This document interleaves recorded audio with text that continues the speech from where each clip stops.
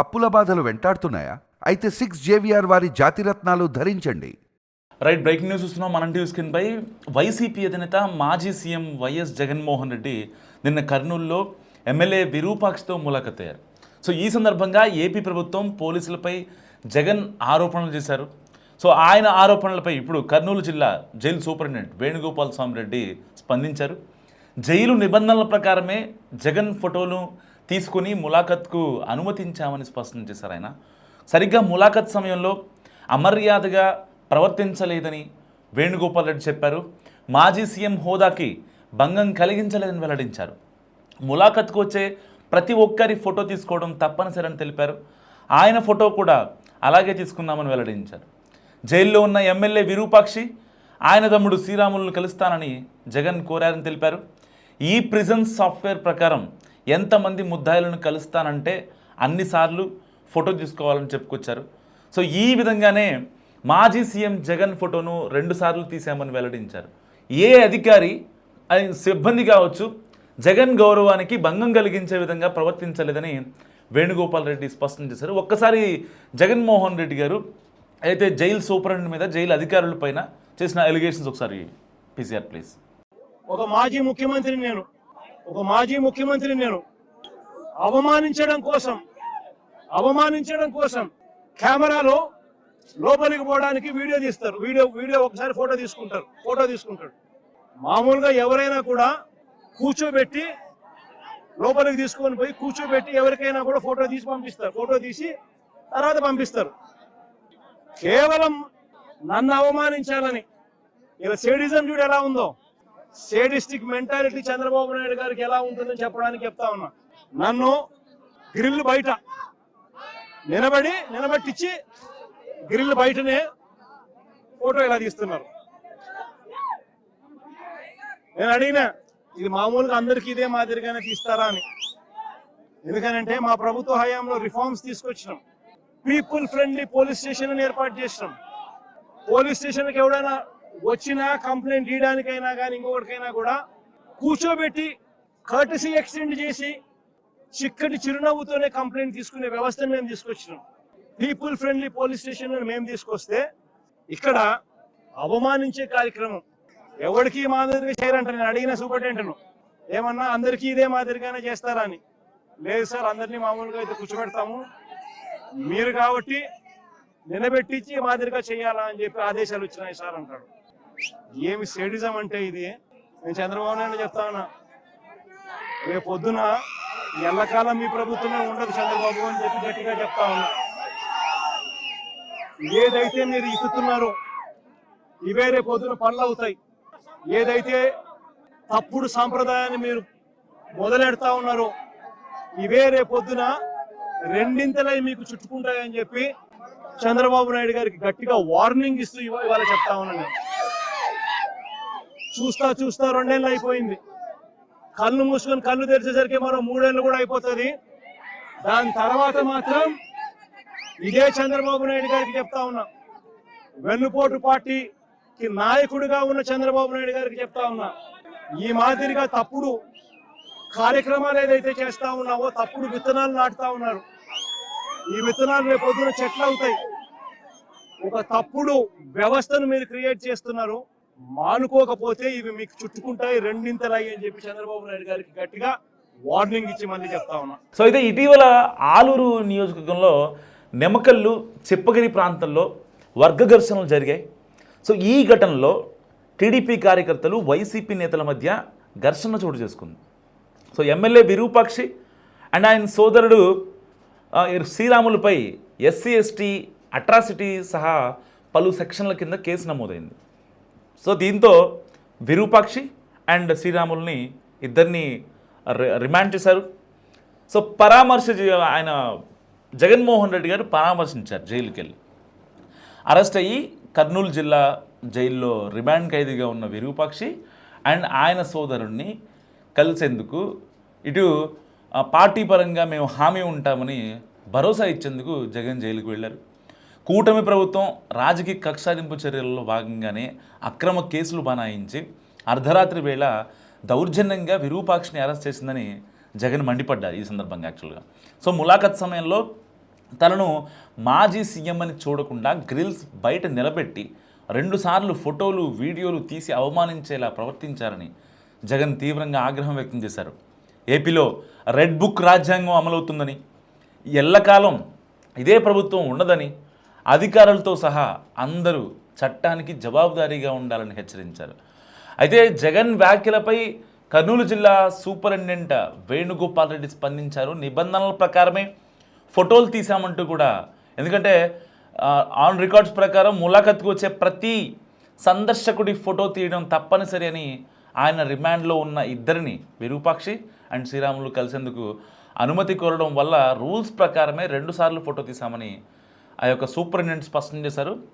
So దీంట్లో ఆయన మరొకసారి చెప్పారు, రాజకీయ జోక్యం లేదు, జగన్ మాజీ సీఎం, సో ఆయన హోదాకి కానీ ఆయన గౌరవానికి కానీ ఎలాంటి భంగం కలిగించలేదని, ఇందులో ప్రభుత్వ జోక్యం ఎక్కడా లేదని కూడా జైలు సూపరింటెండెంట్ అయితే ఆయన క్లారిటీ ఇవ్వడం జరిగింది. సో ఇలాంటి నేపథ్యంలో జగన్మోహన్ రెడ్డి గారు కర్నూలు జిల్లా జైలుకి వెళ్ళడం అండ్ ఆయనతో పాటు మాజీ మంత్రులు పెద్దిరెడ్డి రామచంద్రారెడ్డి ఇంకా బుగ్గన, సో వీళ్ళంతా కలిసి అక్కడికి వెళ్ళడం జరిగింది. ఇలాంటి నేపథ్యంలో అక్కడ జైలు ప్రాంగణంలోనే వీళ్ళంతా ఆగిపోయారు. కానీ అక్కడికి ముందుకు వెళ్ళి ఏదైతే విరూపాక్షిని కానీ శ్రీరాముల్ని కలిసింది జగన్మోహన్ రెడ్డి గారు ఒక్కరే. సో ఇలాంటి నేపథ్యంలో ఆ గ్రిల్ ఏదైతే ములాఖత్కి వచ్చే సమయంలో, ఎందుకంటే జగన్మోహన్ రెడ్డి గారు కూడా తెలుసు ఇంతకుముందు ఆయన జైలుకి వెళ్ళారు కాబట్టి ఆ ఫోటోలు ఈ వ్యవహారం మొత్తం ఆయనకు తెలుసు. ఎంతమందిని ఇప్పుడు సపోజ్ ఫర్ ఎగ్జాంపుల్ అప్పుడు విజయసాయి రెడ్డి గారు ఏదైతే జైల్లో ఉన్నప్పుడు ఈయనతో పాటు A1 A2గా ఉన్నప్పుడు, సో ఎవరన్నా బయట నుంచి షర్మిల గారు వచ్చినా, లేదంటే భారతి గారు వచ్చినా, లేదంటే ఇంకొకళ్ళు వచ్చినా సరే, అవినాష్ రెడ్డి వచ్చినా, ఎవరు వచ్చినా సరే, ఎట్టి పరిస్థితులు ఎంతమందిని కలవాలో అంటే ప్రిజన్ రూల్స్ ప్రకారం, డూస్ అండ్ డోంట్స్ ప్రకారం ఎవరైనా బయట నుంచి ఒక వ్యక్తి వచ్చి నేను ములాఖత్ అవ్వాలి ఆ వ్యక్తితో అంటే, సో వాళ్ళకి సంబంధించిన ఫోటోలు వీడియోలు ఉండాలి. ఎందుకంటే రేపొద్దున మేము రాలేదు అని చెప్పడానికి ఉండదన్నమాట. కొంతమంది ఎవరైతే అంటే మాట మార్చే వాళ్ళు ఉంటారో అలాంటి వాళ్ళ కోసం జైలు నిబంధనల ప్రకారం ఎట్టి పరిస్థితుల్లో వచ్చిన సందర్శకుడి దగ్గర నుంచి ఆ ఫోటో ఆ వీడియో వాళ్ళతో మాట్లాడుతున్నప్పుడే ఆ యొక్క ఫోటోలు వీడియోలు తీసుకోవడం జైలు యొక్క సాంప్రదాయం. సో ఇలాంటి నేపథ్యంలో జగన్మోహన్ రెడ్డి గారు మళ్ళీ అంటే జగన్మోహన్ రెడ్డి గారు లిటరల్గా ఏ పర్యటన చేసినా, ఎటు తిరిగినా సరే, ఎక్కడికి వెళ్ళినా, ఎందుకంటే రీసెంట్ డేస్లో మనం చూసాం డిఎస్సి పైన నారా లోకేష్ రిజైన్ చేయాలి అని చెప్పి వైసీపీ పెద్ద ప్రదర్శనలు, రిలే నిరాహార దీక్షలు, నిరసనలతో హోరెత్తిచ్చింది. సో ఇలాంటి నేపథ్యంలో చాలామంది చాలా చోట్ల కొన్ని డిగ్రీ కాలేజీలు, కొన్ని బీటెక్ కాలేజెస్, కొన్ని ఇంటర్ కాలేజ్తో వీళ్ళు అప్రోచ్ అయ్యి వాళ్ళ ప్రిన్సిపల్తో వాళ్ళతో మాట్లాడి పిల్లల్ని ఈ యొక్క రాజకీయ ర్యాలీలకు తీసుకొచ్చిన పరిస్థితి. సో మీరు చూశారు పులివెందుల కాన్స్టిట్యున్సీలో అంటే దాదాపు ఒక 2 రోజుల నుంచి ఈ వీడియో తెగ వైరల్ అవుతుంది. బీటెక్ రవి, ఎవరైతే బీటెక్ రవి ఉన్నారో పులివెందుల టీడీపీ నాయకుడు, సో ఆయన ఒక కాలేజీకి ఫోన్ చేసి అలా ఎలా మీరు పర్మిషన్ ఇచ్చారు, వాళ్ళ అమ్మ నాన్నలకు కూడా ఇదే విషయం చెప్పారా, డిగ్రీ చదివే పిల్లల్ని, ఇంటర్ చదివే పిల్లల్ని రాజకీయ ర్యాలీలు తిప్పుతానంటూ ఆయన మాట్లాడటం జరిగింది. సో దీనిపైన ఇప్పుడే అంటే చాలామంది ఫోటోలు కానీ వీడియోలు కానీ అవన్నీ క్లిప్స్ ఇప్పుడు పోలీసులకు వెళ్ళాయి. Not only Pulivendula, so Andhra Pradesh రాష్ట్రం మొత్తం మీద ఎవరైతే విద్యార్థులు ఈ యొక్క ర్యాలీలకి, రాజకీయ ర్యాలీలకి వెళ్ళారో వాళ్ళపైన అండ్ వాళ్ళ కాలేజీలపైన చర్యలు తీసుకునే విధంగా కూడా ఇప్పుడు కూటమి సర్కార్ యోచన చేస్తుంది. సో ఇలాంటి నేపథ్యంలో జగన్మోహన్ రెడ్డి గారు మళ్ళీ ఇప్పుడు కర్నూలు పర్యటనకు వెళ్ళి విరూపాక్షి అండ్ శ్రీరాముల్ని కలిశారు. అండ్ దాని తర్వాత మరో వివాదం స్టార్ట్ అయింది. సో ఆయన ఆల్రెడీ ఏదైతే SC ST అట్రాసిటీ కేసు కింద రిమాండ్ ఖైదీగా ఉన్న వీళ్ళిద్దరిని కలవడానికి వెళ్ళిన తర్వాత అక్కడ ఒక అంటే నన్ను ఇబ్బంది పెట్టారు, నేను ఒక మాజీ సీఎంని, నాలాంటి స్టేచరు, నాలాంటి అంటే అంత క్యారెక్టర్ ఉన్న వ్యక్తికి ఒక మాజీ సీఎం స్థాయిలో ఆ హోదాకి ఈ పోలీసులు భంగం కలిగించారు.